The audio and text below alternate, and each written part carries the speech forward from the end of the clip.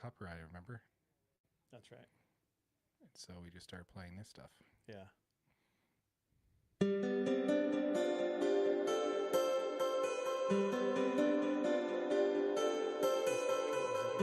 Every time on copyright. Yep. Gosh, was it?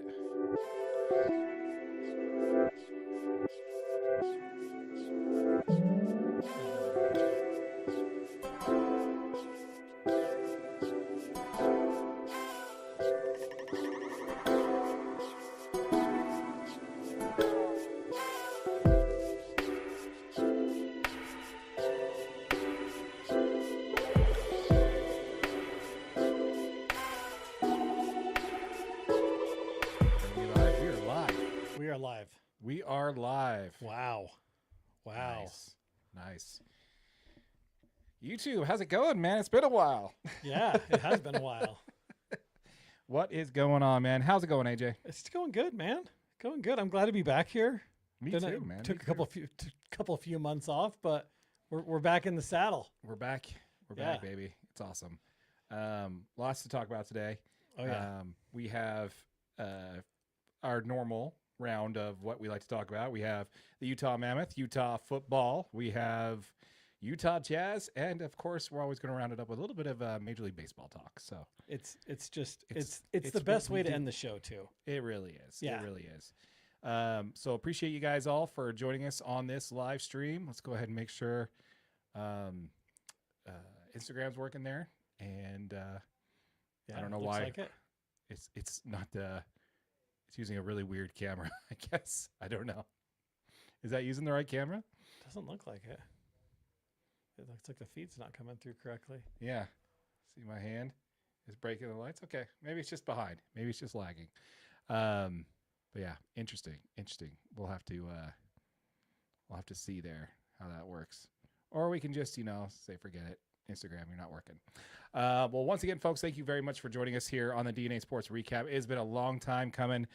We did take a little bit of a hiatus there. Just, time commitment and all makes kind of things a little tricky there sometimes. So we got things lined up and everything's working, and we're ready to get rolling, man. Yes, we are.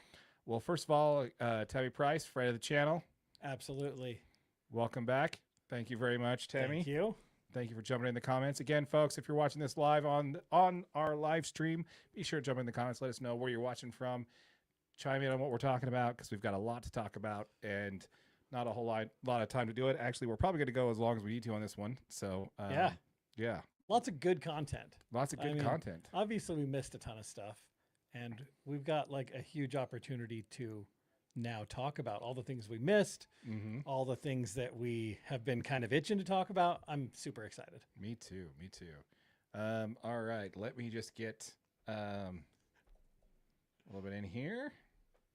Just have a few things we want to bring up. He's good, man. Never mind, he's good. Well, we've got a dog on set. He's going to hang out. So that's cool. All right, you ready to jump into the lead in there? Let's do it. All right.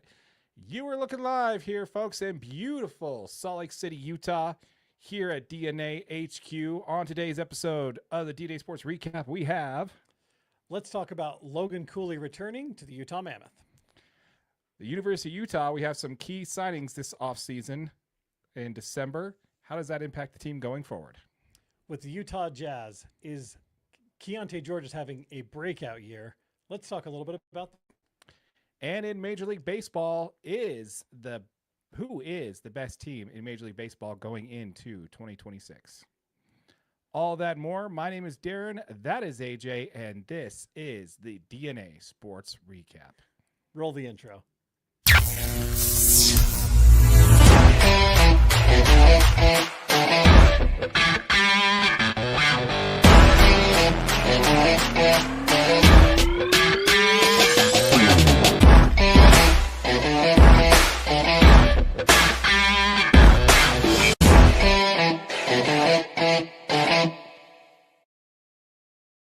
How's it going, AJ? I'm doing good, buddy. I'm doing good. I'm just so excited to be back, man. Yes, absolutely. We got whiskey. Yes, before we jump into the show, pre-show cheers. Cheers to you. Cheers to you guys. For the YouTube algorithm, that's apple juice. Every time. All right. What do you say we get things kicked off and we talk a little bit about your Utah Mammoth? Yes.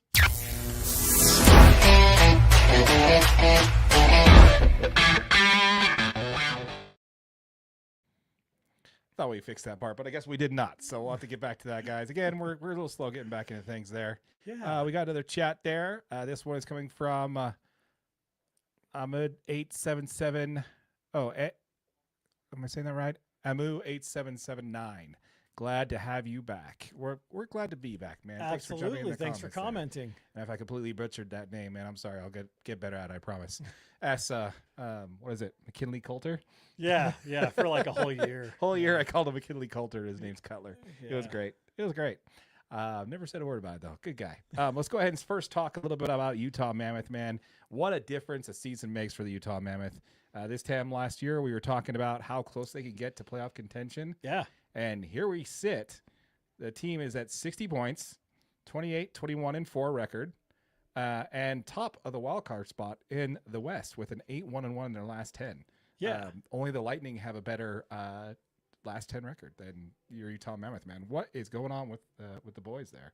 Well, I mean, this team looks amazing. I mean, really, and it's crazy because over this stretch, they've really been playing, like these last 10 games, they've been playing some of their best hockey that we've seen since they've come to Utah, which has been really refreshing. You can tell the energy in the arena is just exciting. And it's crazy because through this massive stretch, they're missing one person. Right. Yeah. Yeah. I mean, Logan Cooley's been out, right? So he's obviously been sidelined since December 5th. He had a lower body injury. He's missed roughly 21 games as of now. And with all that being said, you just wouldn't think this team would be on the run that they are, missing one of their young star players. So it's been really interesting to just watch how, Coach Tourigny's been moving players in, moving players out. And it's been really fun to watch. Really fun to watch. Yeah. I'd have to agree with you there. There's an article by Jaxon Wynder on KSL there. They're talking about a Cooley-sized problem. Basically what this article is stating here is that stating that the team right now is, operating so hot. Would it be a problem to bring Cooley back in when he's ready back coming from injury? Yeah. So when it comes to that there, I mean, obviously the article states a few things. The first one is that they are 9-2-1 since they started the year. And guys, you're going to have to let us know if that background noise is coming in. It's getting kind of loud for me here. Let me know if that background noise is coming in for you guys. But hopefully it's not. So let us know in the chat there if it's coming through for you. But we have currently, as it sits right now, as of January 1st. Yeah. Right. The Mammoth are 9-2-1 to start the year. But I think the stat that's more telling about this is going to be the record since Cooley went down. Yeah. Right. Do you have that number? Yeah. Since Cooley's injury, Utah is 14-9-1 overall and 9-2-1 since the start of the new year. Yeah. So for me, that kind of tells the whole story. That just tells me we got some smart moves by Coach Tourigny to really turn things around. By the way, I've heard the G be silent in his name, Tourigny. Yeah, Tourigny. That would actually probably make more sense. Yeah. So let us know in the comments, guys, if we're getting the name wrong, coach's name wrong. But for me, in the case of that, I'd have to say that it's more around the smart moves that they made versus really him being the problem. I think they just had enough time, enough legs when he goes down. That because again, that's technically a losing record out of the gate in December once he went down on December 5th. Yeah. They lost more games than they won. Yeah. Right. And now since the beginning of January is where they really turned it around with that 9-2-1. And all of a sudden they're just making it happen. Yeah. So I don't necessarily say I think it's just a proof that it takes a minute when one of your star players goes down to really kind of get back in the saddle and get some options going. So, but anyway, the main thing that this article brings up is whether or not it's a problem to figure out a way to get Cooley back in the lineup and if it's going to mess with the chemistry. What's your take on that? When you have a player as talented as Logan Cooley, the answer is just always no. You know what I mean? You put him in wherever you think he fits in. You let him get out there. I mean, I think you kind of ease him in just because, like, it's such a physical sport. It is so, taxing. And I think you just ease him back into play. And then you put him out there wherever he just continues to fit in, really. Yeah. Yeah. Just, I don't necessarily, like I said, I think that Coach Tourigny really has this whole next man up mentality working for this team. It's really about having the right coach and the right coaching staff in place to really kind of drive that kind of mentality home.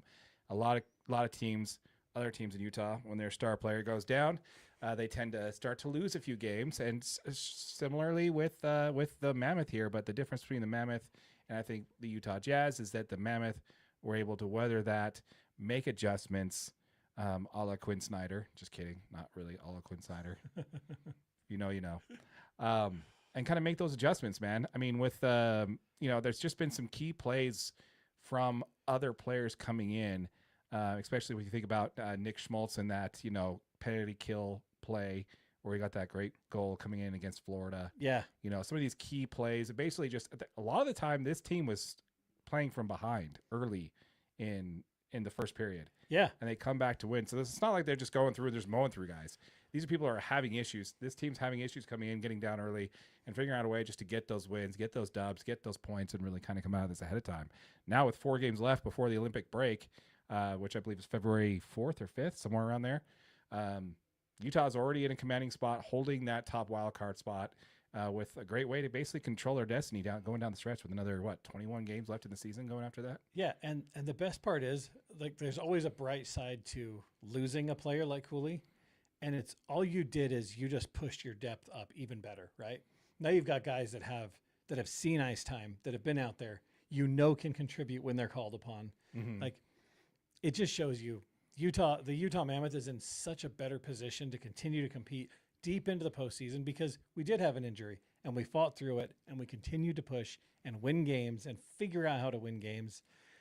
I love where this team's at. Adding Logan Cooley is going to make us even better.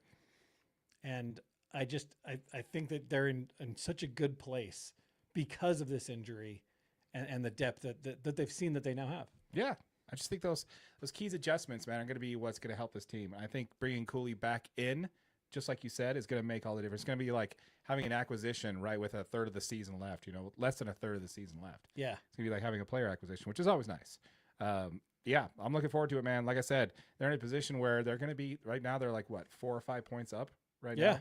3 to 4 points up. Yeah, they actually have a decent lead for that wild card spot. Yeah. I mean, everybody behind them it's like a 4-way tie right now. Yeah. So it's based off of, I believe, records, competing records, to see who's going to have those other spots. But, yeah, I love seeing it where there are, man. What a difference a year makes. With a team name instead of Utah Hockey, it's Utah Mammoth. And all of that effort they put into retooling this team and signing those line contracts to the players they want to keep around here long term. Like, this organization is just running it the right way, man. Just running it the right way. And you love to see it. Yeah, and it was really nice to see this team really go in on these young players and offer some big contracts and be willing to pay guys that they know need to be around long term for this team to have success. You gotta love it, man. I mean, for a Utah sports franchise, this one's getting run the right way. Oh yeah, absolutely. We want to hear from you folks. Let us know what your thoughts are in the comments down below. As a reminder, folks, we did just launch a channel specifically for your Utah Mammoth called Utah Mammoth DNA. It's a channel specifically dedicated to your Utah Mammoth. See if that works. Does that pop it up? There it is. Oh, there's the logo. Utah Mammoth DNA. It will be linked in the description down below. So if you have not yet, if you're here for the hockey content and you're not yet subscribed to that channel, Utah Mammoth, check it out in the description down below. Check that one. Weekly videos coming for your Utah Mammoth. It's going to be super fun to get back in that swing of things to see how this team handles down the stretch. Yep. Let us know if you guys want us to cover anything regarding the Olympics there, following Utah Mammoth players and how they're doing. We'd like, maybe that's something we dive into. Yeah, absolutely. Let's go ahead and jump in the comments here. We have a comment from McKinley Cutler. McKinley, we just talked about you here a minute ago. I don't know if your ears were burning. That's made you jump in the stream there. Good to see you back. It's great to be back, man. Great to have you back in the stream, man. Thanks for joining us. And we got another one here from Yamaha MX-11A. You're running things the right way, JJ. That's right. Absolutely. That's me. That's absolutely right. Absolutely right. Thank you. I like you're JJ. Yeah. I had a bunch of friends when I was younger call me JJ. Interesting. Which is funny because it's clearly an A. It's okay. And it went from AJ to JJ to just J. Like, yeah, depending on who you talk to. I mean, because AJ is such a long name, you obviously need to shorten that down to just J. Right. It happens. But thank you. Awesome. Thanks for joining the stream, man. I appreciate it. Again, please chime in whatever we're talking about. Please feel free to chime into what we're talking about. Let us know what your thoughts are. And let us know how much of idiots we are for our takes on these things. It's great. We don't have a Utes intro, do we? No, I don't think so. Because we always started with Utes content. Yes, we didn't need a Utes intro. Need a Utes intro. Now we need a Utes intro. Yeah, we do. All right, let's go ahead and talk a little bit about our University of Utah football team, shall we? Yep, let's do it. All right, before we get into content, folks, we did launch a channel specifically for your University of Utah football called Utah Football DNA.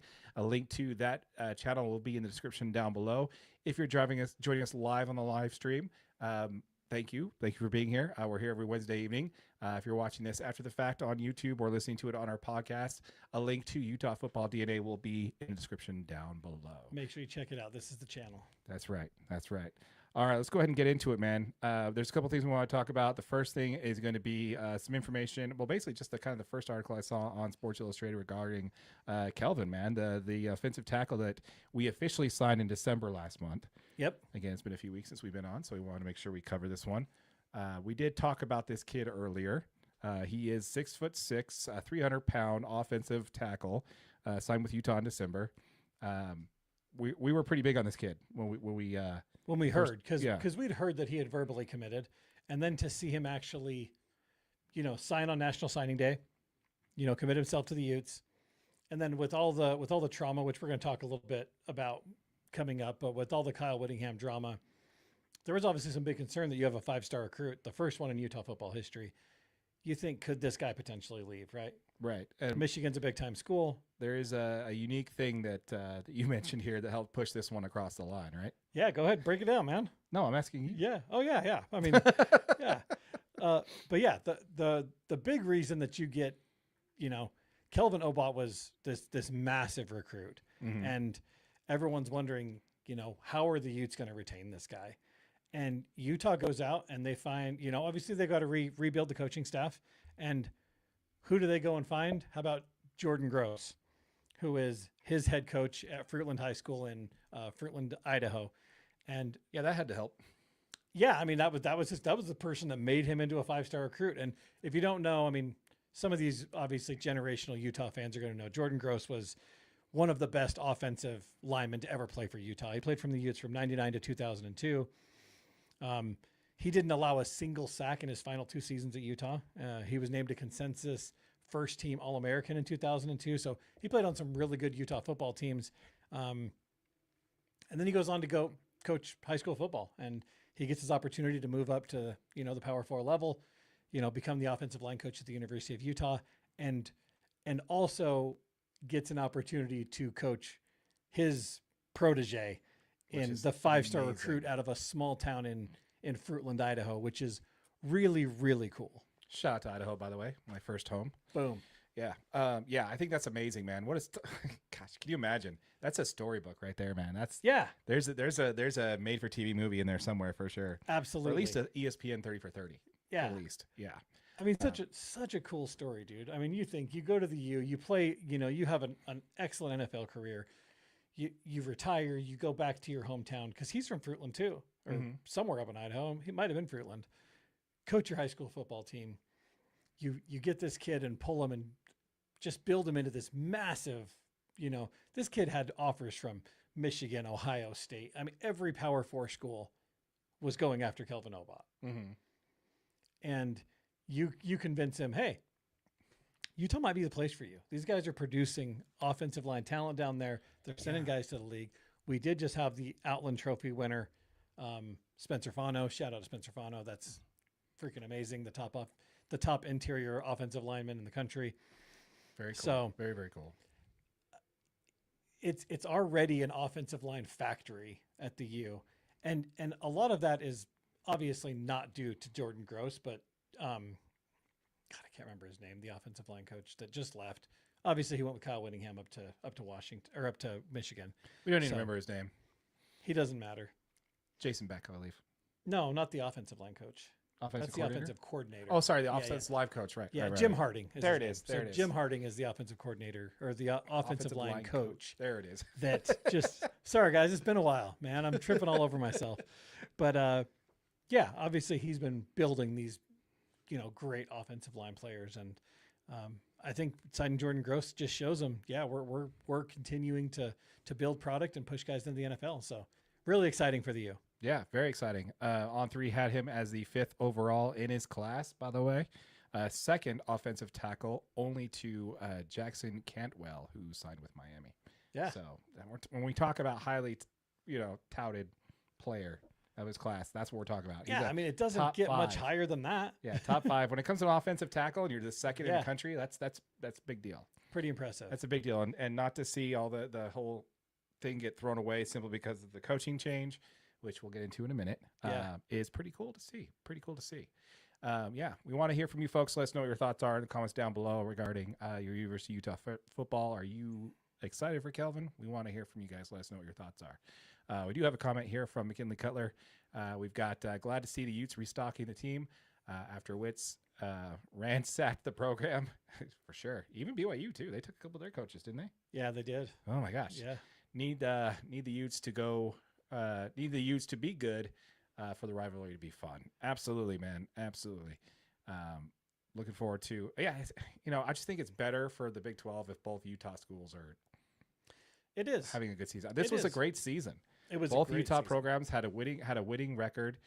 For the Utes, it was just unfortunate they lost the only 2 games they couldn't lose. We were talking about this before a couple weeks ago. Yeah. If the Utes lost to Arizona but beat Texas Tech, Mhm. they would have been in the Big 12 playoff game. Yeah. But if they lost to Texas Tech but beat BYU, in the Big 12 playoff. Big 12 playoff, Yeah. they still just lost to the 2 teams they weren't supposed to lose to. You can't lose those ones. Yeah, and congrats for BYU for getting it done and having another great year. So that's awesome. Yeah. Another comment here from McKinley Cutler. They lost the defensive coordinator and the skills coach, but kept all their players. Thank goodness. I was surprised to see that Devon Dampier signed, agreed to another year. I was actually surprised to see that. I thought he would follow Jason Beck. So I was not as surprised because the University of Michigan has Bryce Underwood, who is like Oh, that's true. Devon Very, very Dampier on steroids. I mean, he's faster. He's a better passer.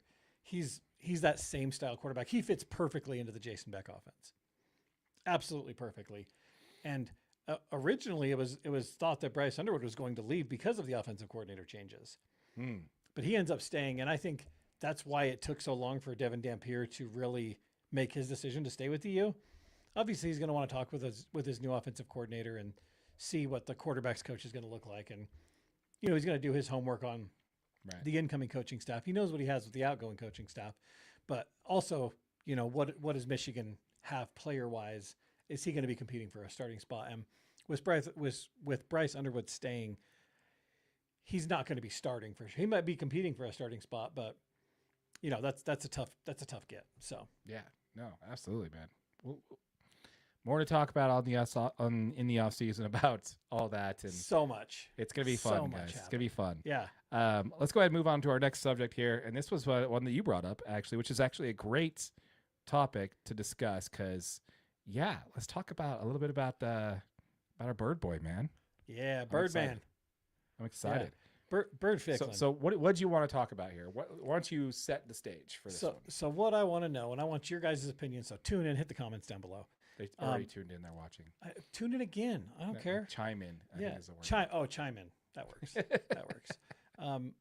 But let me know what you guys think. I think that there is a legitimate chance that Bird Ficklin could compete for the starting job at the University of Utah. Okay. Run your line. Let me hear it. Bird Ficklin had a fantastic season last year. He started in one game, right? And it was obviously only the game that Devon Dampier was hurt, right? But in those games in all the games that he played, he had 513 rushing yards, 10 rushing touchdowns. He was 21 for 35 for 301 yards and 3 passing touchdowns. No interceptions. no interceptions.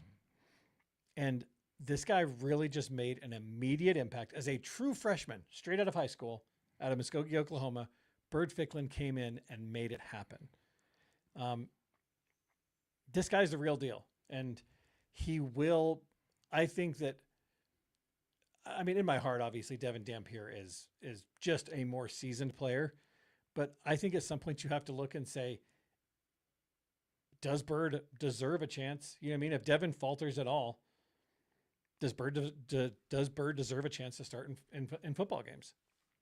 Well, the short answer is yes. I think he is going to get a chance to start, but not for the reasons you thinking. Yes. Devon Dampier's style of play does not ensure a healthy season. Even you saw nothing but article after article going into the bowl game about how beat up Devon Dampier was going into that game, and people were wondering if he was even going to play.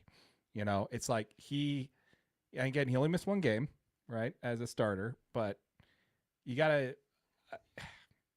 It's his last season of eligibility, right, Devon Dampier? I think it's his last year. I think he might have two more. He does have two? I think he's got two more. Yeah, I think he's Correct me if I'm wrong on that one. And let us know in the I'd have to double comments check down that, below. yeah. But yeah, man. I mean, he had a great year health wise last year. Yeah.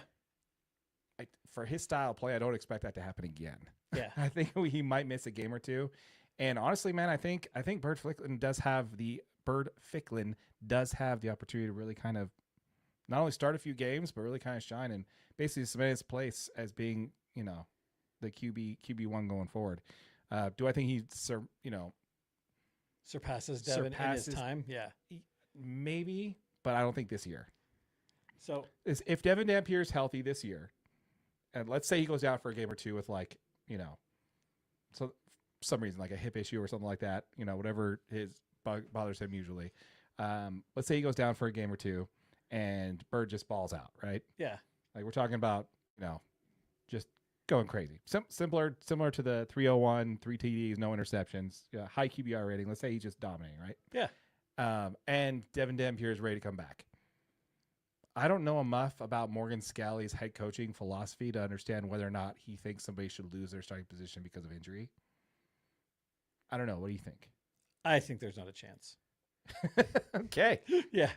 I think Bird's a fantastic player, and I think that he will have an extended role in this offense this year as it is.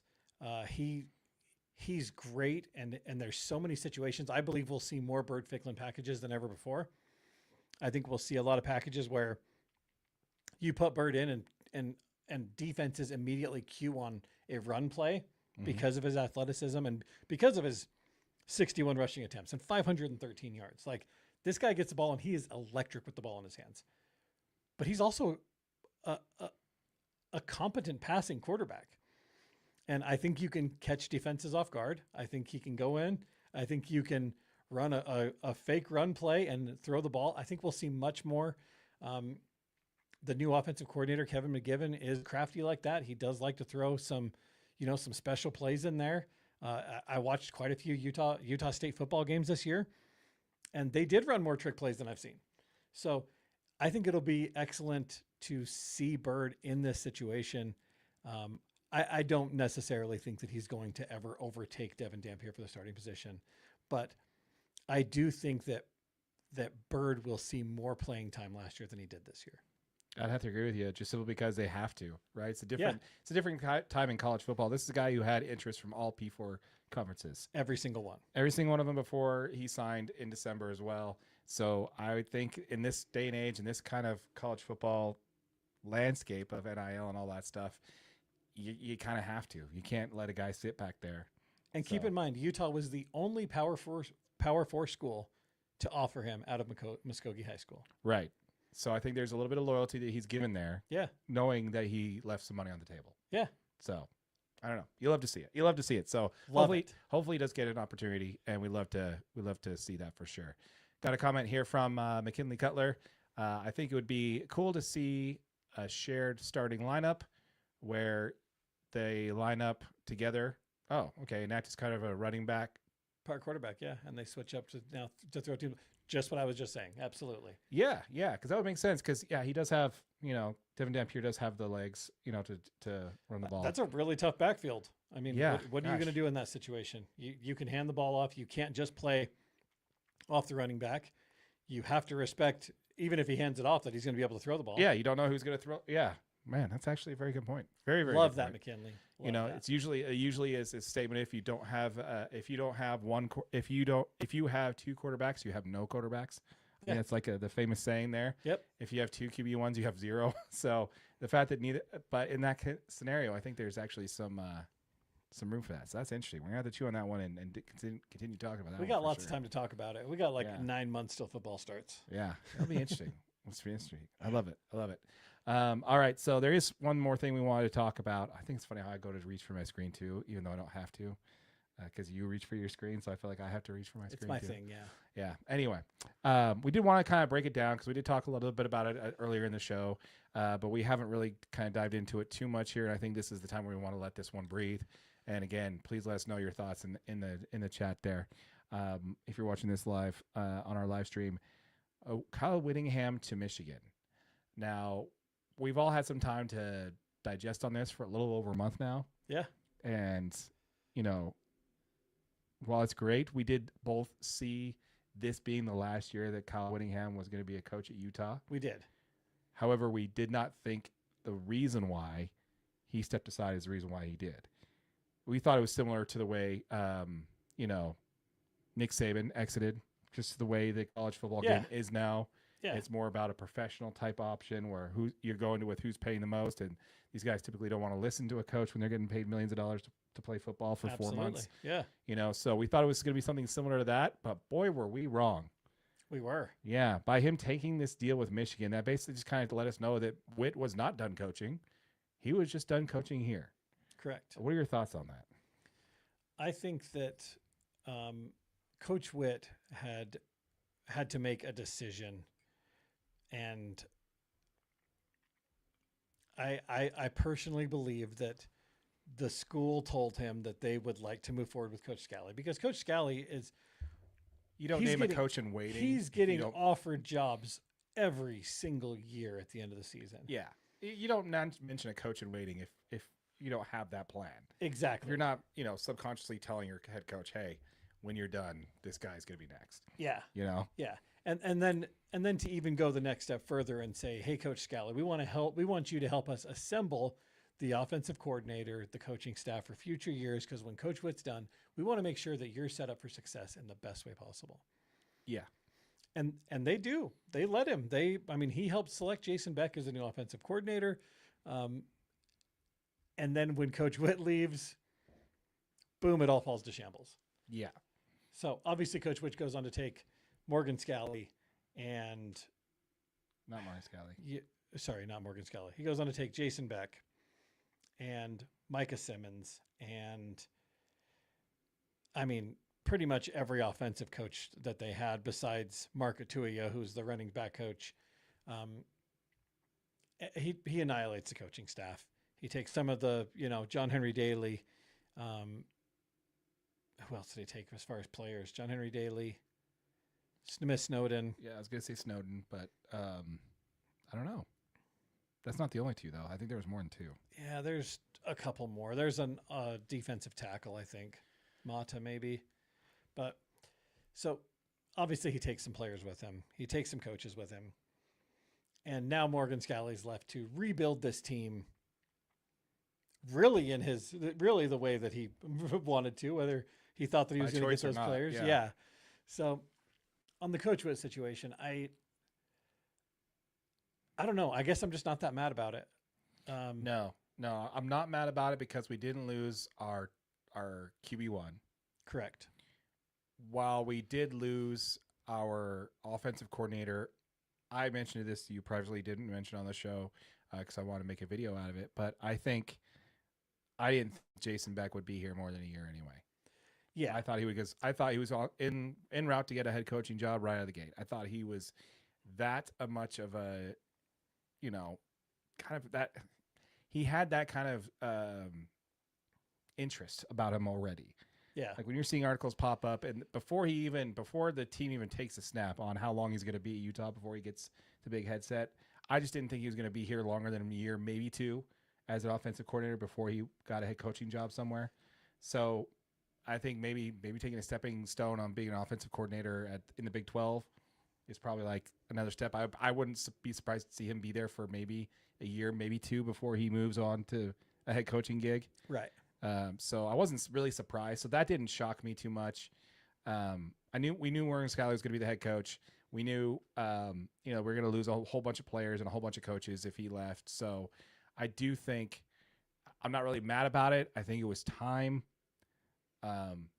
But to Kilmer 11's point here, to lose a legendary coach, it went as well as it could have. Exactly. Could not have said it better myself. And honestly, dude, we got to set aside time on a future episode to really kind of give Coach Witt his flowers for the time that he spent here with this club. Because, you realize there's been 4 or 5 sitting presidents since Coach Witt was head coach of the University of Utah football. And the thing is Coach Witt stayed and rode the wave through different conferences and ups and downs and losing seasons. And, this 11-2 season that we just finished on, that is a great way to end his career. And an 11-2 season is fantastic. Yeah, absolutely. Would you wanted a Big 12 championship before it happened? Absolutely. But, yeah, you can only get what you can get. But if you can go to Michigan and win a Big 10 championship, you're going to take that any day, right? Oh, yeah. You go to Michigan and you're now competing for national championships. You're getting a paycheck. You're going to get an auto bid you can finish third, fourth in the conference and still get an auto bid in the Big 10. You could not play in the title game and make it. Exactly. Which is insane. Which in the Big 12, that's just unheard of, right? That's another thing we need to talk about when it comes to college football, because I think that kind of ruins it. I mean, you're getting a national title, a national champion, not this year, obviously, but a national champion could win who didn't even go to their conference championship game. And I just think that just doesn't make sense. Yeah. How about Miami playing for the national championship and they didn't even play in their conference championship game? Exactly. Yeah. But one thing I wanted to throw on here when it comes to the Coach Witt and how it all went down, and we talked about, we thought he would be done because he was retiring. Turns out he's not done. I'm an avid listener of The Drive with Spence Checketts on ESPN 700. And he's been avid about this on saying that saying it without saying it is how I put this in my notes here, is that the money seemed to no longer support a Witt-led team. They were no longer willing to shell out the money for players with Witt as the head coach. And I talked to you about this once. It was during the BYU-Utah game. And as one of the people one of the donors with a name on the side of their building, shouldn't have a hard time guessing who it is. You take 3 guesses, you'll probably get it. When they were asked about how BYU was able to beat Utah, and this donor leaned over to Spence Checketts and said, "Field goals matter," and that was the statement that kind of let him know that the money was no longer necessarily behind Coach Witt. Yeah, the money wanted to see a change, and I think that's why you probably saw the writing on the wall there, where the University of Utah made sure we named a coach in waiting to make sure Scalley didn't go elsewhere, and basically kind of just put the position where they are. Is Coach Witt a legendary Utah football coach? Absolutely. Is there anybody that's, can be able to say that they got back-to-back Pac-12 championships, under their belt in Utah? Absolutely not. Did he take us through the better part of 3 decades plus? Absolutely. But yeah, I definitely think it was time, and it was probably the best way that Coach Witt could go out shy of a Big 12 championship, in my opinion. I agree. I mean, he had a great season to end, and I mean, coached some really, really good players, and Coach Witt will always be a legend. You couldn't say anything bad about him, and Morgan Scalley deserved the job. He deserved to step in and get the head coaching job now and mold this Utah team to kind of how he sees it. And I'm really, really excited about the future of this team with Morgan Scalley at the helm. Yeah. I don't know if I think this is kind of what I want to talk about, McKinley. I don't know if you said that we kept saying Big 12 when we meant Big 10. That's probably possible. Again, this apple juice does get going pretty good. But I do agree with you here that the Big 12 doesn't get any respect from the CFP. Not at all. You have to win your conference, and then depending on how well your season was up to that point. Like if you are undefeated going into your college football, your conference championship, and you lose, then I think you'll get a bid. You'll get a chance to play. Yeah. If we have 2 undefeated teams going into their conference championship, right? Or it's the only way, though. It's the only way. But realistically, and I'm obviously not a BYU fan, but the fact that Miami made the college football playoff over BYU, I don't know if I struggle to forgive the college football playoff. Yeah, that one hurt, man. And your only 2 losses are to a top 5 team in the country. Yes, and I just no love for this conference, man. And just none. It's the it's the Pac-12 all over again. You know, it's like it's an embarrassment. It is. It really it's is. An embarrassment. It's unfortunate, and you know. And I hope the college football playoff. From one of the articles that I just read, if the Big Ten and the SEC can agree, they could potentially move to a 24-team college football playoff next year. Yeah, and that's what it should be. 24. I think that's a little much. No, 24. Bring them all on. If you're in the top 25, I think play them out. I think you need to reduce the non-conference conference games you play. You absolutely have to. You should cut the season down to 10 games. To make the 24-team playoff happen, you have to reduce some of those regular season games. Yeah. And we shouldn't have non-conference play unless you're playing a Power 4 opponent. Yeah, none of these gimme games. Well, it's the only reason it should be there. Yeah, you shouldn't have really 3 weeks of warm-up. Yeah, I really hate to cut Weber State's funding for the next 5 years for doing that. But yeah, I agree with you there. Like there's, the haves and the have-nots. The have-nots can break off and do their own thing, but yeah, more time to talk about all of this as we go on, for sure. Let's go ahead and jump into the comments here. We have another one here from Kilmer. Yeah. You got this one? Yeah. It says, and how can you not be stoked for him, He could have left Utah for big-time jobs several times, but he stayed loyal to Utah, unlike Urban. Such a great point. Coach Witt was at the top of the coaching, rumors every single year because everyone thought that if a big-time team came in and offered him all the money in the world, that he would jump out. And he stayed, and he continued to stay. He had a couple rough seasons, and he continued to stay. And only when, what we believe is the money at Utah said, maybe it's time to make a coaching change, did Coach Witt actually step away and say, okay, I'll step down? Yeah. No, 100% I'm not done coaching, but I'm ready to step down. Yeah, 100% agree with that. I think that's spot on there, and that's a great way to end this segment on Utah. Again, folks, we'd love to hear from you. Let us know what your thoughts are in the comments down below. If you're watching this live on the live stream, keep it going, man. Keep the conversation going. So much fun. If you're watching this on YouTube after, keep in mind, folks, we did launch a channel specifically for your Utah football club called Utah Football DNA. It's a channel specifically dedicated to your Utah football. The channel will be linked in the description down below if you're watching this on our live stream. If you're watching this on YouTube or listening on the podcast after, link will be in the description down below where you can see a link to the Go channel. hit that subscribe button. This is a great channel. Lots of good content coming. Absolutely. All right, let's go ahead and talk a little bit about, let's go ahead and pivot on over and talk a little bit about the Utah Jazz, shall we? Let's do it. We do have an intro for this one. We do. Yeah.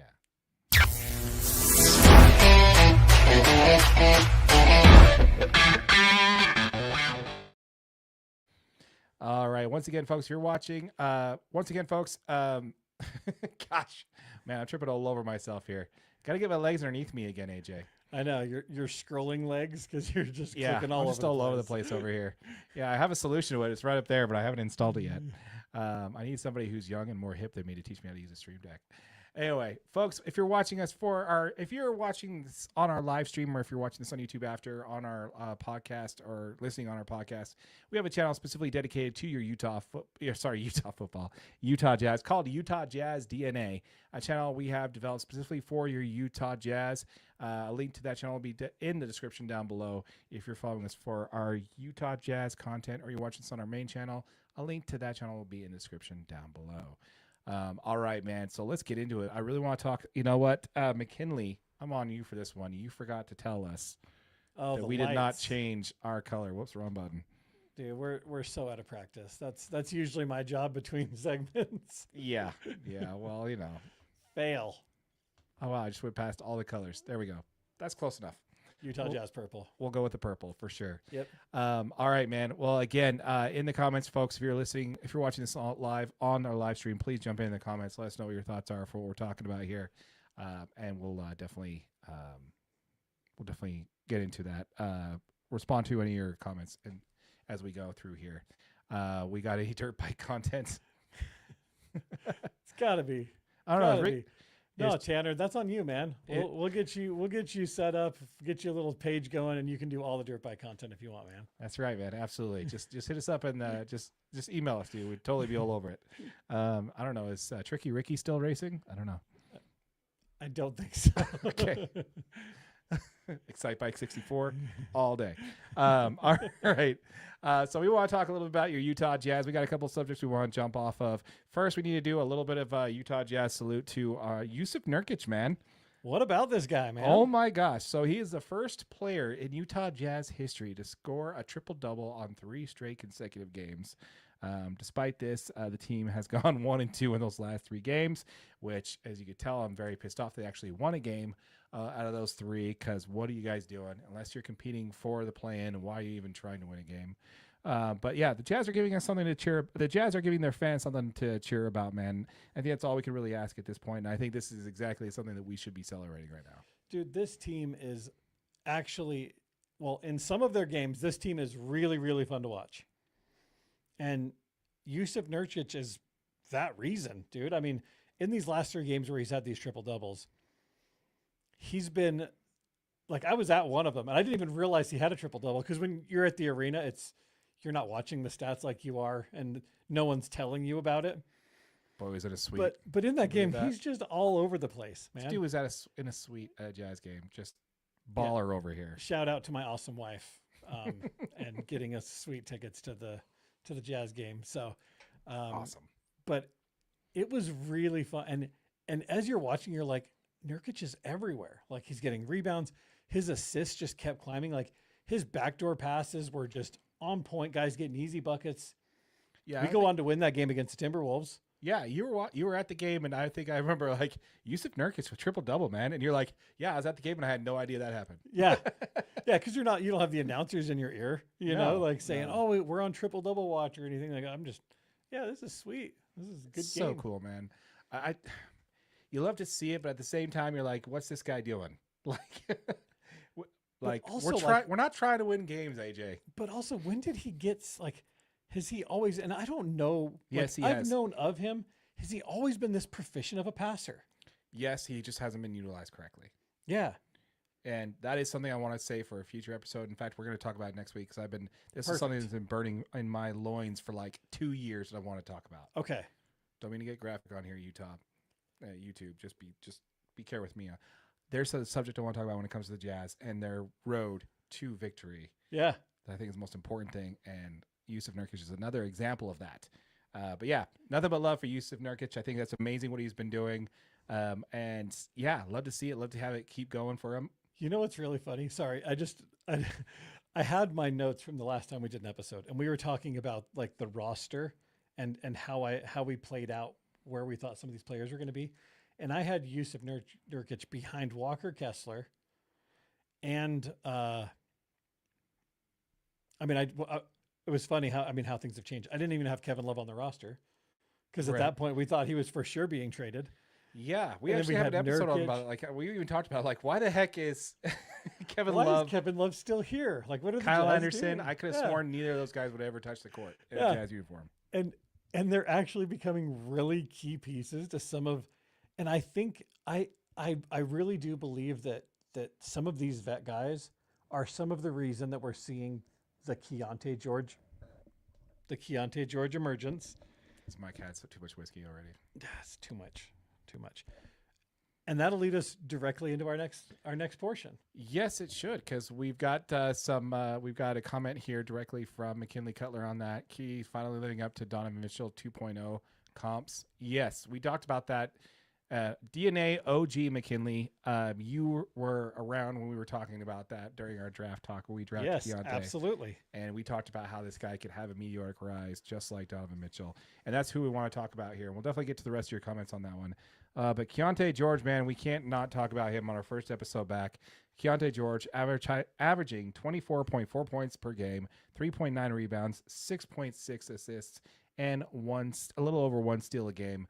Most importantly, AJ, his field goal efficiency is up up by 5 points over last year, 5 Yes. percentage points. And it's because he's taken more shots that are in his range. If you look at Keontae George over the last 2 seasons, he took more contested 3-pointers, which led to obviously less efficient shots. He didn't have as much space to shoot these shots. He shot them at a lower clip.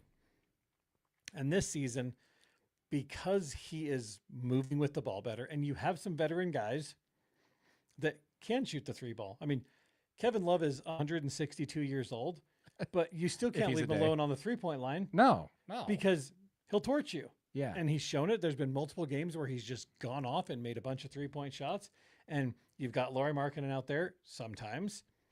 You've got, guys that are known as 3-and-D players like Taylor Hendricks that, again, you can't just leave him sitting out there. No. And it's helping. His 3-point percentage over the last couple seasons has grown. This year, he's shooting 37.3% from 3, which is a very respectable number. Now you can't leave Key out there by himself because he's going to knock it down. Yeah. I think it's amazing to watch. And when you talk about his offseason development, I think this was key. This is see what I did there. Oh, yeah, a pun maybe. Yeah, totally on purpose. But no, when we talked about Keontae, we've been kind of harsh on him over last year of not seeing any development from him. He even got put to the bench by Coach Hardy simply because of his lack of effort on defense. He's like, if you're going to be this bad efficiently on offense, you got to be a lockdown defender. And he wasn't. So he had a heart-to-heart going into the offseason with Coach Hardy. He says, this is what you need to improve on. And I think that's what you talked about on that was key here. And I wanted to talk about that part. I did it again. But the point that I wanted to mention on was the shot selection. Yeah. On what the efficiency was. He was watching a lot of tape on Kyrie Irving and not just settling for those contested threes, realizing he's got a chance to work out of that and get a mid-range jump shot that he can knock down, or roll off a screen a little bit easier and get how to get off and the take screen. that shot in space, right? Yes. You're moving off your screener and you're moving into that mid-range shot that you're not getting defended from the center yet. You're moved past the screen for the 3-point shot. You've got that nice 10-foot jumper, and he's taking open shots and knocking them down. And now that he's gained some confidence in shooting those shots, he's deadly from that range. Yeah. He's good to go down and back players, down and get to his spot and take good shots.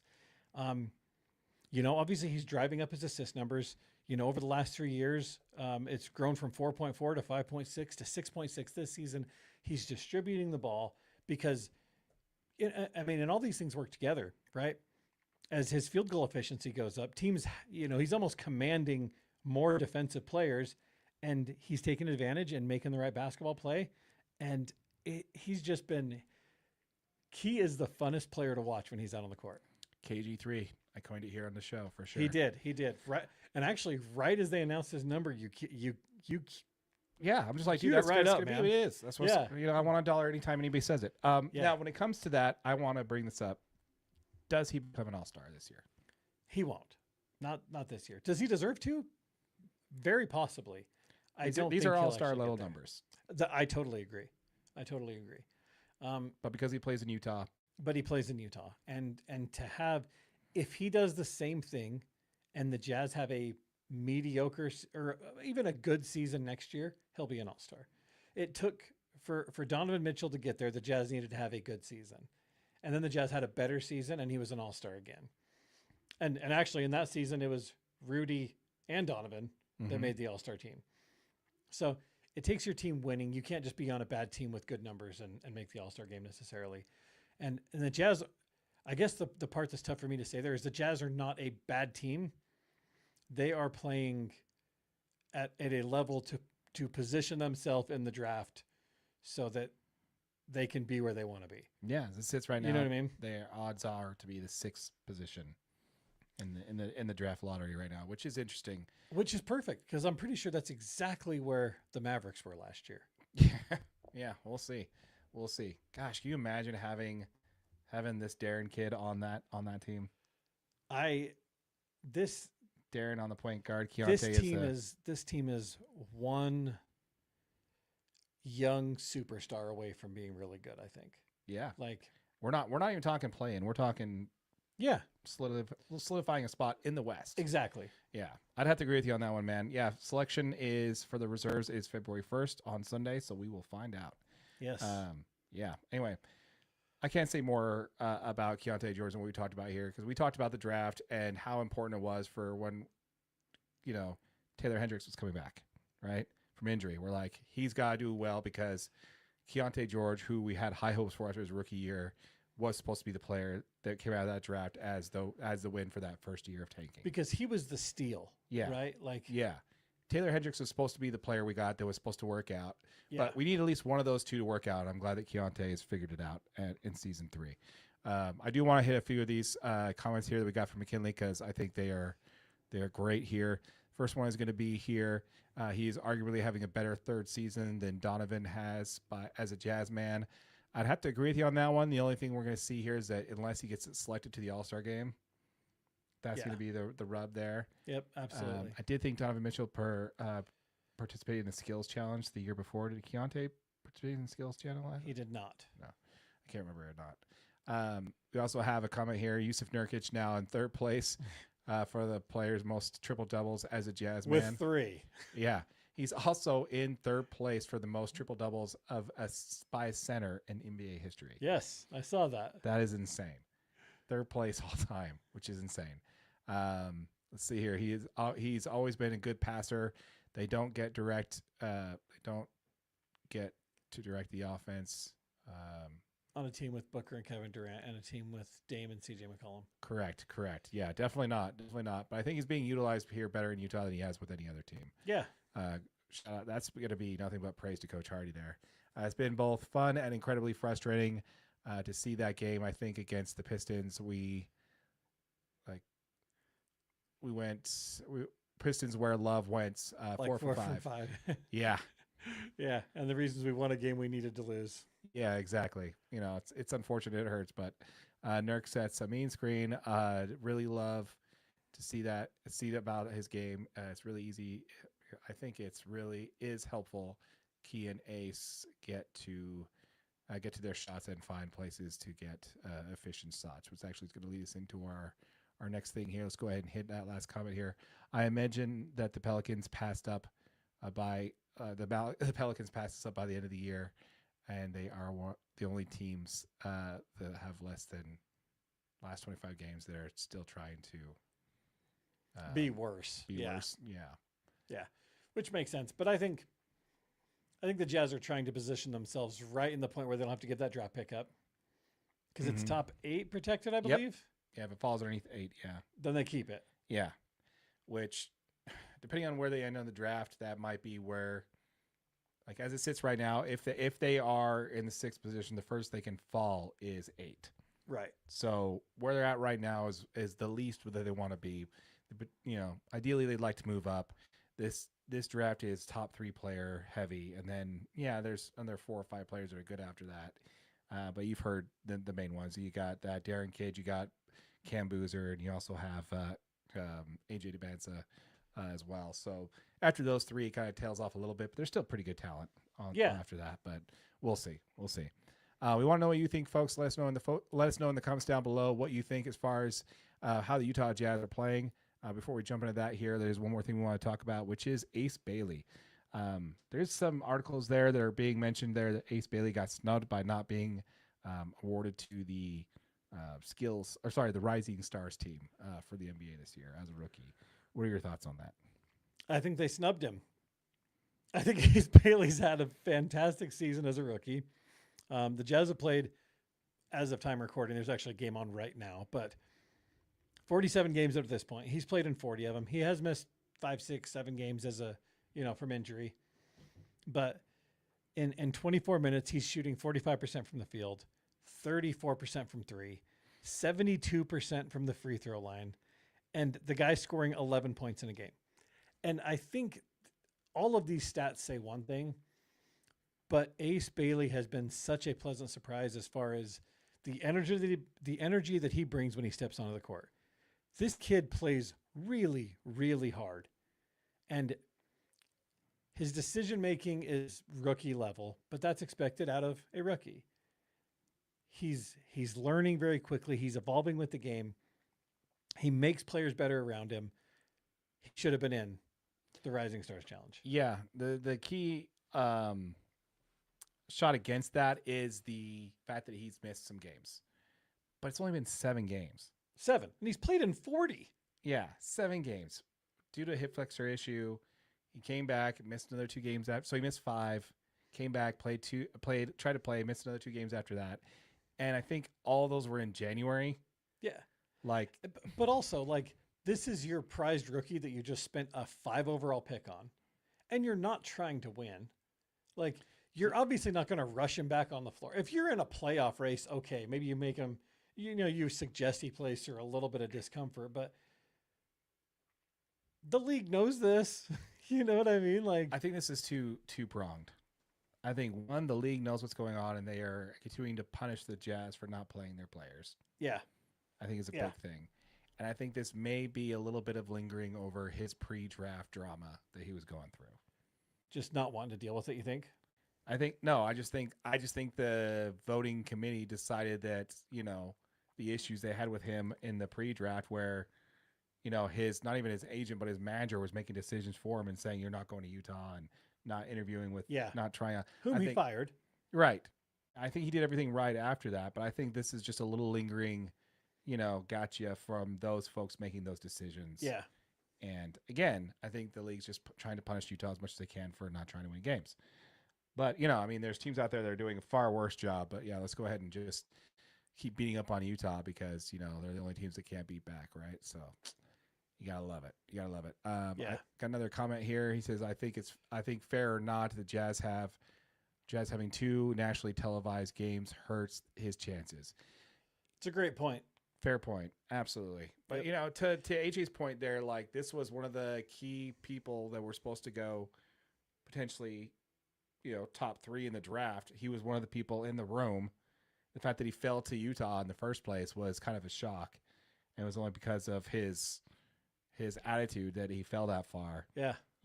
But that's a good point. Not having any nationally televised games probably doesn't help for sure.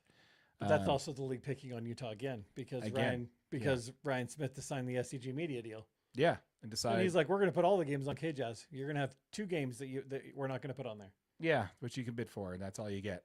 Which used to happen all the time. It used to be one of those things where it would be on the regional sport network, or it'd be nationally televised, or you'd have it locally and nationally televised. Who cares if a nationally televised game is on a local channel? I don't know why anybody. I don't know why TNT. There's or 2 ESPN different would broadcasts care. either way. Yeah. Yeah, I don't know why they would care. But anyway, we can talk about that for hours. Let's go ahead and move on. Once again, folks, we want to hear from you and let us know what your thoughts are in the comments down below. We did just launch channel 4. But we have a channel that we launched for your Utah Jazz called Utah Jazz DNA. A link to that channel will be in the description if you're watching this on our main channel, DNA Sports Recap, or you're listening to the podcast. Check out the description for a link to Utah Jazz DNA. All right, man. What do you say we jump into our last sport conversation, which is Major League Baseball? Let's do it.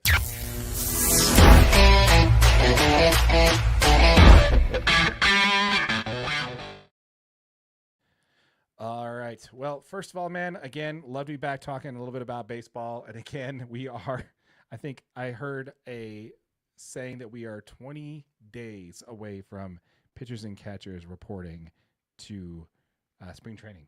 20 days away. That seems really crazy to me. It is. Didn't baseball just get over?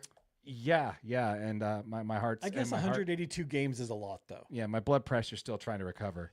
But that's because it went to Game 7. It did go to Game 7 and extra innings. Yeah, which is crazy. Did you know that Will Smith caught more games in a World Series than any catcher in baseball history? He caught every inning of the World Series, and that includes an 18-inning game and an 11-inning game. That's nuts. He caught like a whole extra game. Yeah. Just in extra innings. Yeah. Yeah. But anyway, the legend of Will Smith continues, right? It really does. We talked about him a few times on the channel. Yeah, and every time we talk about it, it's name your kid Will Smith. He's got a chance to make the World Series. Exactly. All right. Well, we wanted to go ahead and talk a little bit about Major League Baseball here, but we wanted to talk a little bit about the best team in baseball in 2026. Of course, Darren wants to talk about the best team. Every single time, Darren wants to go in here and just right from the start. Let's talk about the best team. Okay, fine, Darren. I understand. You got 9-time All-Star Freddie Freeman, 8-time All-Star Mookie Betts. You got 4-time All-Star Kyle Tucker. Why, nobody knows. Sign him. 5-time All-Star Shohei Ohtani. You got Yoshinobu Yamamoto. You got Blake Snell. You got Max Muncy, Tyler Glasnow. Do I need to keep going? We get it, Darren. Keep going. We get it. Okay. You forgot to mention his 4 MVPs, Ohtani. The Dodgers are the best team in baseball. Okay, we get it. Okay. Well, I love hearing that. AJ, I think you're wrong, sir. And it's coming from a Dodgers fan. I think you're wrong. The Dodgers are not the best team in baseball going into 2026. Do you know who the best team to take the field? Yes. Okay. The best team to take the field in 2026 is going to be the World Baseball Classic Team USA. Dude, this roster is insane. It's insane. Have you guys seen this? Oh my gosh, we gotta talk about it. Chime into the comments. Let's hear it. Let's hear it. Let's talk about let's start with the DH. Yeah. Let's start there. Okay, so the Team USA has probably one of the best. If your name is not Shohei Ohtani, the best DH that's in the National League, and Kyle Schwarber. That's your DH. We're starting there, folks. Now let's go ahead and talk about the infield. Basically, the fielding players they have. We've got the Captain America, Aaron Judge. Right, he was one of the first players to announce that he's going to be playing for Team USA. We also have Gunnar Henderson. Our player from the Baltimore Orioles. My pick for MVP last year. Your pick, absolutely. Yeah. Absolutely. Sorry, Judge took that from you. We also have Bobby Witt Jr. Actually, maybe Bobby Witt was my pick for MVP. It might have been Bobby Witt. Yeah, I think so. Yeah, you went Bobby Witt Jr. It's on the internet. You can check it out. Yeah. Scroll down or whatever. Yeah. Oh, you picked him for Home Run Derby champion 2 years ago. I think that's what it was. Anyway, so Bobby Witt Jr. is on this team. Corbin Carroll is on this team. You may not know who Corbin Carroll is, but we'll get into why that's because he plays for Arizona and nobody's a Diamondbacks fan. But we also have P. Crow Armstrong. PCA. Yeah. Alex Bregman, Bryce Terang, and Byron Buxton. So that's the infield and the outfield. And by the way, you also have your catchers. You have who we just talked about, Will Smith. Yep. And we also have Cal Raleigh. Big dumper. Himself. Yeah. Runner-up MVP in the American League. Set the MLB record with 60 home runs as a catcher and a switch hitter. Yeah. Switch hitting catcher, dude. That is your infield, your outfield, your DH for this team. Dude, it's insane. It's insane. Before we go any further, let's stop there and let's talk about the outfield. Okay. You got Pete Crow Armstrong. Yep. You've got Byron Buxton, right? And then you also have Corbin Carroll, right? Just those 3 guys. And let's not forget one about the best outfielders out there, unless it's in the World Series. Aaron Judge. You know, these guys, there's not a ball that they're not going to get to. Yeah. That's an unstoppable outfield. You better, if you find grass in the outfield, you had to hit a liner down the line or a gapper, because those guys are getting to the ball. That is insane, man. That outfield is insane. And you also have Bobby Witt Jr., great shortstop. Infielder, you have Alex Bregman is probably your third baseman. Second baseman, you have Bryce Terang from the Brewers, which is fine. He's good. But we got Gunnar Henderson, who's probably playing, third or first, somewhere around there. But, yeah, dude, that Byron Buxton, Aaron Judge, and Corbin Carroll. There's so much speed out in the outfield. It's ridiculous. Yeah. Anyway, that's just part of it. Yeah. Why don't you go in and talk about the pitchers? This pitching staff, dude. Like, you think of a World Baseball Classic and you're like, okay, like we're gonna have some good talent out there for Team USA. Do you remember who our best pitcher was last year? I don't. Well, it was 2 years ago, right? Yeah, last year. Yeah, so last time we had the World Baseball Classic. Last WBC, yeah. We had Lance Lynn and I think Presley and like one other pitcher that's escaping me now, but they're not even the aces on their own team. Right. These are just pitchers. No disrespect. Yeah. But this year, This year's different. World Baseball Classic rounds up Tarek Skubal, AL Cy Young. 2-time defending Cy Young winner, Tarek Skubal. Yes. And he is, the Tigers already have a dominant rotation, and he's the ace on this already dominant rotation. So nuts. Logan Webb from the Giants. He leads the MLB in innings. And, I mean, this guy's the Cy Young contender every single year. Yeah. Yeah, gets outs, man. Joe Ryan from the Twins. Nolan McLean from the Mets. Clay Holmes from the Mets. And Matthew Boyd. Those are the starting pitching staff. Mm-hmm. And then in the bullpen, Clayton Kershaw. The GOAT. Your guy. I mean, the legend pick. Yes. Recently retired, but chooses to join Team USA for one final run. Everyone loves to see Clayton Kershaw. Heck yeah, dude. I want him on the mound. It's going to be great. Going to love it. But, I mean, they got Mason Miller, David Bednar, Garrett Whitlock, Garrett Clevinger, Griffin Jacks, Brad Keller, Gabe Spear. I don't know some of those guys, but I know that they're all weapons. Just because of the way the rest of this roster's put together. Yeah, dude.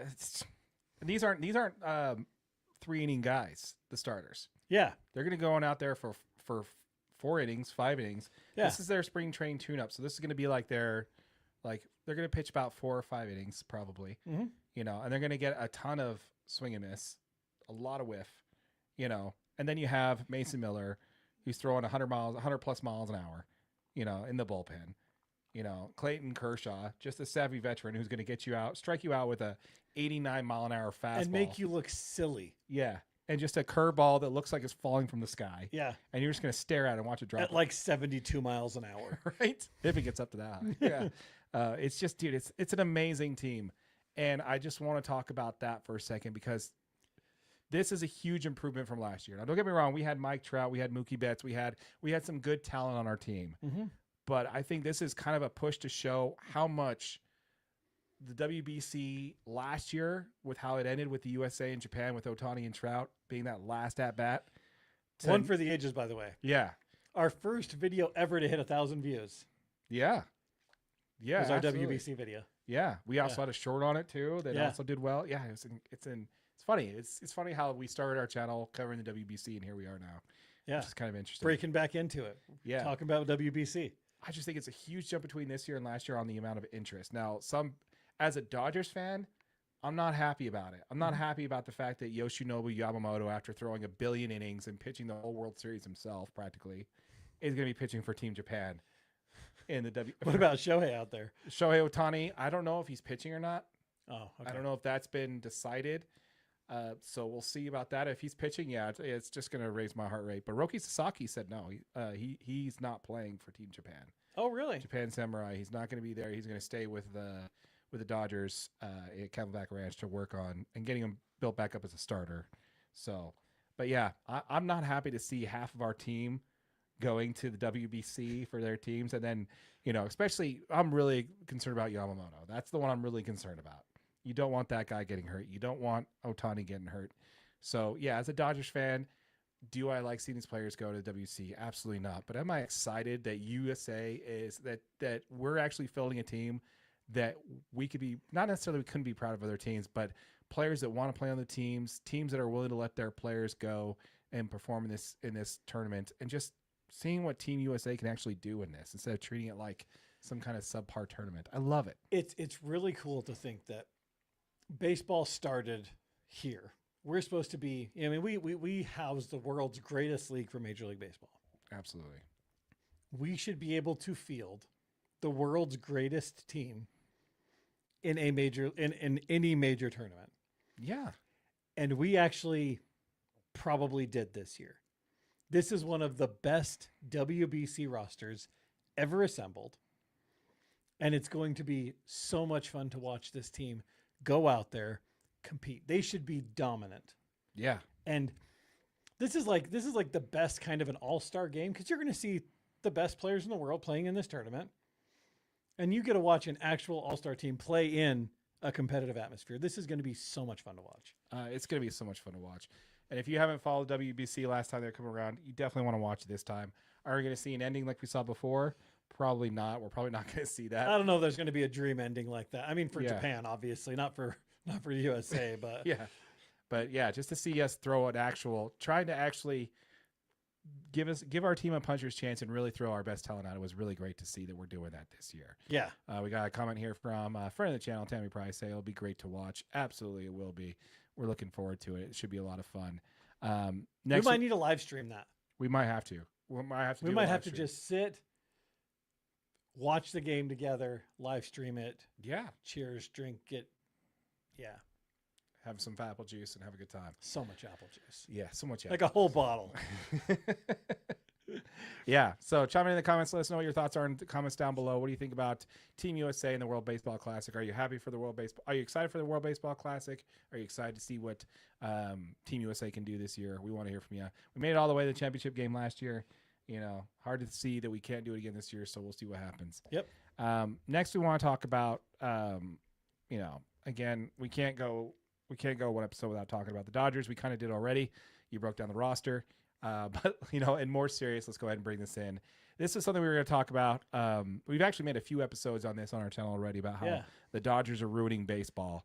And this has been the talking point for the last, 3 weeks, however long it's been since the Dodgers signed Kyle Tucker, that signing confirmed a lockout. Yeah. Now, we were going to do an episode before we went on hiatus where we talked about how Ken Rosenthal put out an article talking about a lockout.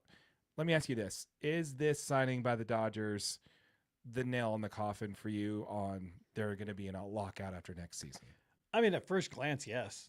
I mean, at first glance, you think, how long is this going to go where teams are just allowed to sign players to these ridiculous contracts, defer contracts? But I mean, and especially as a player, right? Like, you have no incentive to accept a salary cap as a player. Like, No. we're here to make our money. And and as an MLB owner, you're like, we have to get this under wraps at some point because Under control. Yeah. because the Dodgers are the face of this imbalance, right? They are they are everything that's wrong because everyone wants to play for them. They're going to pay you the most money. You're going to compete for a World Series. Kind of hard to say no to that. And what's happening is obviously we're just widening the gap between teams that are willing to spend and then everybody else. So at some point, obviously, it at first glance, yes. I mean, my opinion is yes. You'd think there's going to be a lockout coming. Yeah. Well, in my argument there, I'd say the lockout was, and Ken Rosenthal said this as well, that there's a 90% chance that the lockout's going to happen. If this moved the needle at all, it only moved it by 10%. And you know what? Honestly, as a Dodgers fan, I have to say that I actually agree. I think the signing of Kyle Tucker is what put the nail in the coffin for a lockout after this season. Let me tell you why. Kyle Tucker is going to be making $60 million this year. Do you know who else is making $60 million more this year? I don't. Not Aaron Judge. Right. Not Kyle Schwarber. I believe only Juan Soto. And if you fudge the numbers, yeah, maybe Ohtani is technically making more than that but he's only getting paid $2 million of them. Yeah. But if you adjust for the salary cap and the time value of money, he's not even making $60 million a year. Right. But you've got Kyle Tucker. Don't get me wrong. He's a great player, great outfielder. He's not worth $60 million a year. No. Not even close. You know? And he's what, 32 or something? Like he's going to be 30. okay. He's a little younger than I thought he was. So Yeah. He's in his prime at least. Yeah. And, he's not. And then on top of that, immediately after Kyle Tucker signed with the Dodgers, the Mets thought they had him, right? Mm-hmm. And they immediately pivot and panic and sign Bobby Witt Jr. and give him a ridiculous contract where he's making $50 million a year. He went to the Mets? Yeah. Oh, I did not see that. Yeah. Right after that, he panicked. Oh, The Mets and Uncle Steve panicked and signed Bo Bichette to the Mets and paid him $50 million. Tammy, a friend of the channel, correct me in the comments if I'm wrong on that, on the AAV for his contract. But yeah, this is a guy who he had a great postseason. They were 2 inches away from that 3-run home run being what made him, which would have made him the World Series, hero for the Blue Jays. They were a cleat away from that being the case But yeah, dude, he's not coming off of the fact that he could barely walk and his knee was all jacked up. He's not worth, $45-50 million a year. Something this short-term high AAV and then deferring salaries. I could push back a little bit on that when it comes to like the Dodgers or the face of that. Yeah, they are. They're deferring almost $2 billion worth of salary, but they're not the only teams that are deferring money. And in all fairness, the Dodgers didn't create this financial landscape, right? Yeah. Like all they're doing is exploiting the rules that are already in place. Yeah. All they're doing is saying, hey, this is within what the league says we can do. We're just doing it. Everybody else is free to do it. Right. And we will talk about next week. We'll dive into the whole TV contract. We did a short on this one. Oh, yeah. But there's more to that story on the TV deal. The Dodgers actually have a better TV deal than any other team, not just money-wise, but sure helps. Because of the Frank McCourt era, they don't have to pay as much in competitive balance tax for that in shared revenue. We'll get into that in a future episode for sure.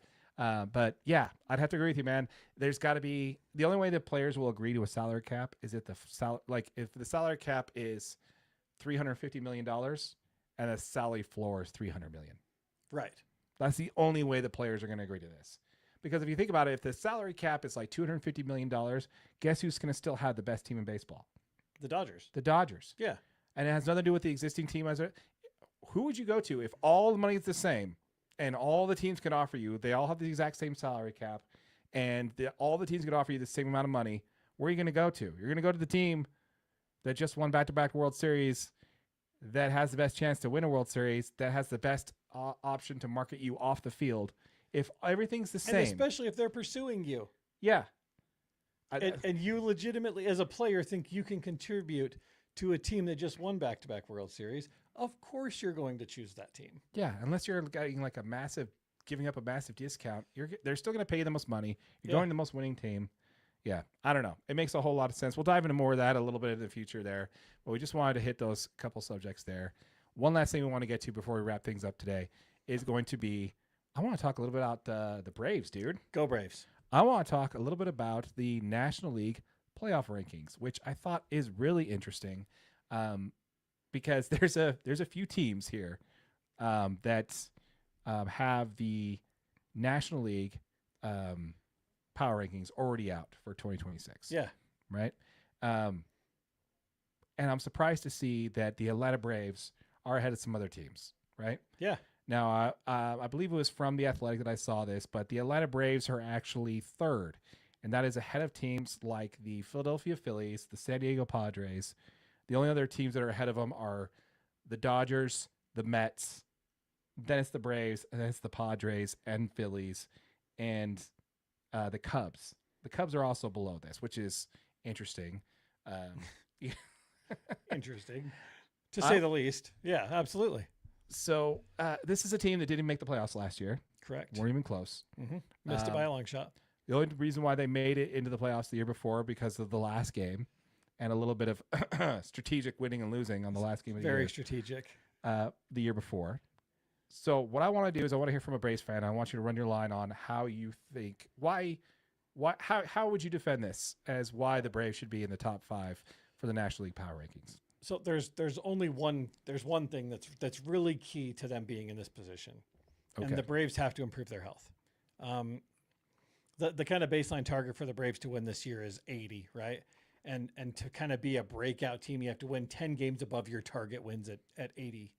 So 90-win team. Okay. So a 90-win team. And I think that probability, projected on like some of these different websites, say there's a 60% chance that they're in that breakout target to win 90 games. The Braves struggled last year with health. And obviously losing Ronald Acuna Jr. absolutely just kills you. Mm-hmm. You get him back partway through the season. He doesn't play his best season. You're missing Spencer Strider throughout some of the season. That also hurts you. He comes back and has a great season. The Braves have a lot of, as far as pitching talent, we saw Spencer Schwellenbach really make strides. There was a point on this show on the internet that I said, who the hell is Spencer Schwellenbach and why is he pitching for the Braves?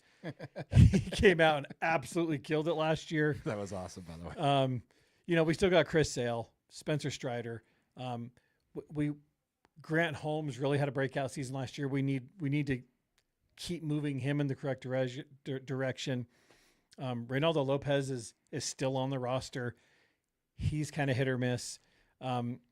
So Braves pitching is going to be a big thing to moving this team into that 90-win category.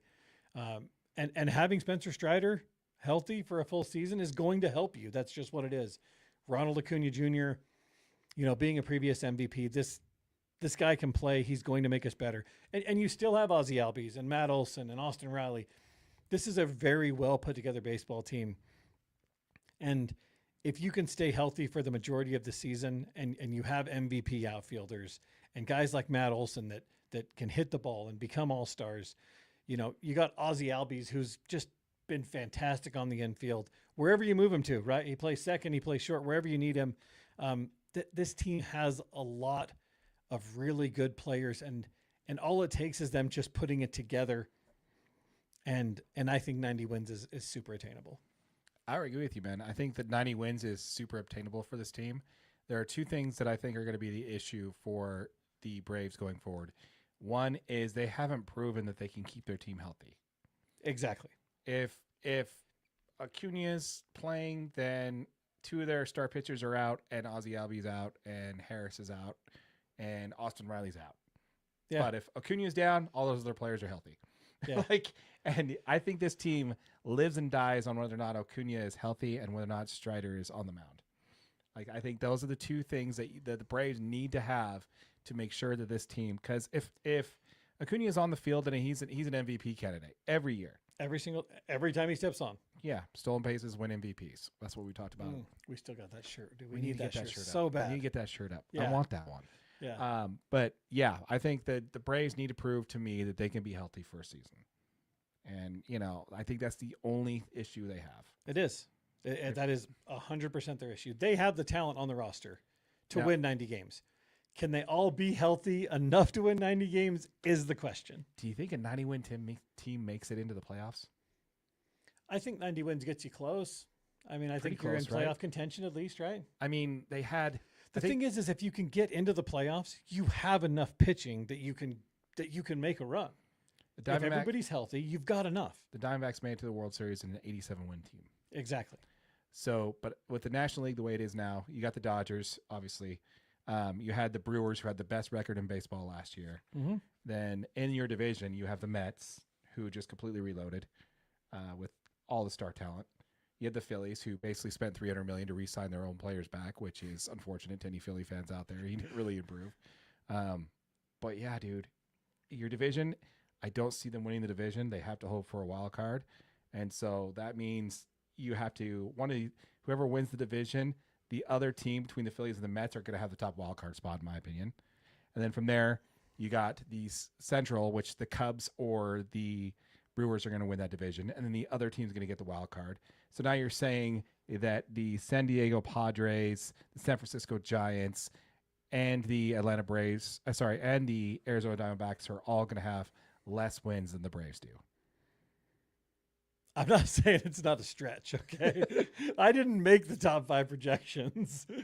I'm just saying for making the playoffs. Yeah. That's what I'm saying. I don't care where they're at as far as power rankings. I'm just saying that's a lot for the Braves to overcome. It's a lot to overcome. It is. But I think if you can stay healthy, you've got a chance. Not only do I think they have a chance, I think they do it, man. Yeah. I think they're a playoff team. I think this Braves team is not the type of Braves team, especially the way how well it's ran. Yeah. To miss the playoffs 2 years in a row. That's just not that team.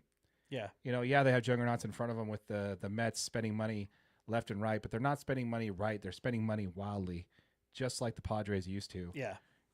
So I think not only do they have a chance to win, I do think that they have a chance to win their division. I think they're going to have, hot take, 96 wins this year. Boom. You heard it here first. We want to know what you think, folks. Let us know what the thoughts are in the comments down below. We'd love to hear from you in regards to Major League Baseball. If you're watching this on our live stream, we have this show every week. Join us for our live stream. Check us out. We love to talk baseball. Love to talk all local Utah sports. Absolutely. And we'd love to hear from you, folks. As a reminder, folks, make sure that you smash that like button, hit that subscribe button. for your boy AJ right over there. He loves that subscribe button. Make sure you click it for him. It makes him happy. Yes, it sure does. Yeah. Absolutely. It's all I need in my life. Absolutely. Yeah. Did you forget your part of the outro? Yeah, and if you're watching on YouTube, make sure. Is it much? Maybe I did forget my part of the outro. And if you are, let me rerun it. Okay. Okay. Once again, folks, really appreciate you all for watching us on the DNA Sports Recap on this episode. As a reminder, folks, if you have not yet hit that subscribe button, we are giving the first $500 that we earn in AdSense revenue back to our subscribers. So you have not yet hit that subscribe button. We're giving 5 subscribers each $100 once we hit that number. So make sure you're subscribed so you don't miss out on that giveaway. Yep. And if you're watching on YouTube, make sure this is not my line. I don't remember what it is. And if you're listening to this on a podcast, There it is. Okay. And if you're watching this on YouTube, remember this is a podcast. There it is. Okay. If you're watching on YouTube, this is available as a podcast wherever you get your audio. With all that said, my name is Darren, that is AJ, and this has been the first episode back of the DNA Sports Recap. Till next time.